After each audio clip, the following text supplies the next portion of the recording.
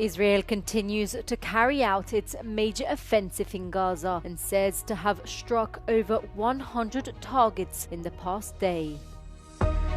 At least 15 people have been injured in a major Russian and missile drone attack on Ukraine's capital, Kyiv.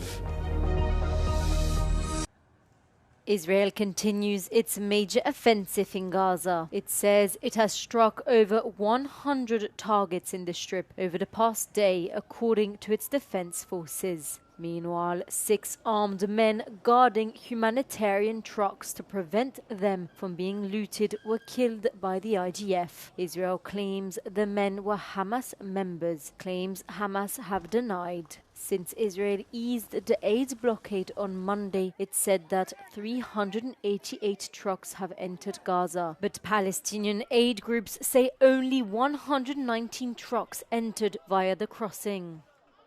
A latest AP report stated Israeli forces uses Palestinian detainees as human shields in Gaza, according to Palestinian testimonies and Israeli soldiers. Israel has denied these claims and says it strictly forbids using civilians as shields, but it's investigating several cases.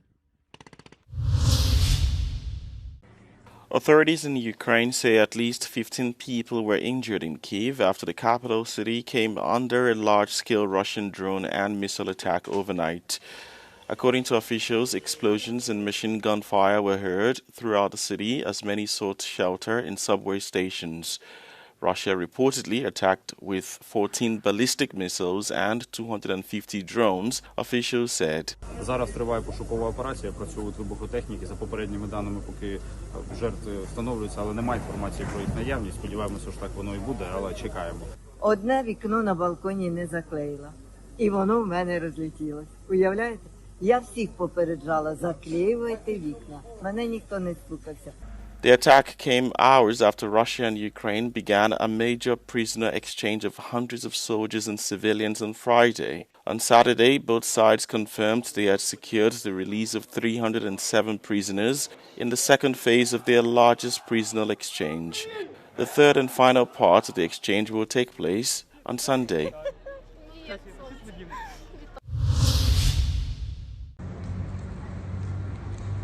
A federal judge has blocked the Trump administration from cutting off Harvard's enrollment of foreign students. In the lawsuit filed on Friday, Harvard said the government's action violates the First Amendment and will have an immediate and devastating effect on the school's over 7,000 visa holders.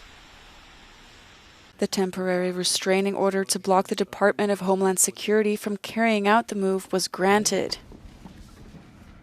The department accused Harvard of allowing what they called anti-American pro-terrorist agitators to assault Jewish students on campus, as well as coordinating with the Chinese Communist Party. China's foreign ministry said on Friday that educational cooperation with the U.S. is mutually beneficial and that the move would damage America's international credibility. If the government's action stands, Harvard said the university would be unable to offer admission to new international students for at least the next 2 academic years. The EU Foreign Policy Chief Kaja Kallas expressed strong support for North Macedonia's EU integration on Friday. On her final stop of her 3-day Western Balkans tour, Brussels has revived EU membership talks with Southeast Europe countries after Russia's invasion of Ukraine, fearing Moscow could exploit regional instability. We clearly see these different, big powers shifting and tectonic shifts. So it is in our interest, if we look at the map, because Western Balkans are in Europe, that we are all fully integrated, because European Union is a peace project. Kallas praised North Macedonia's progress and urged its continued reforms amid geopolitical tensions. On Thursday, Kallas said the EU has begun to lift sanctions on Kosovo. North Macedonia is a EU candidate country. However, Kosovo is still only a potential candidate.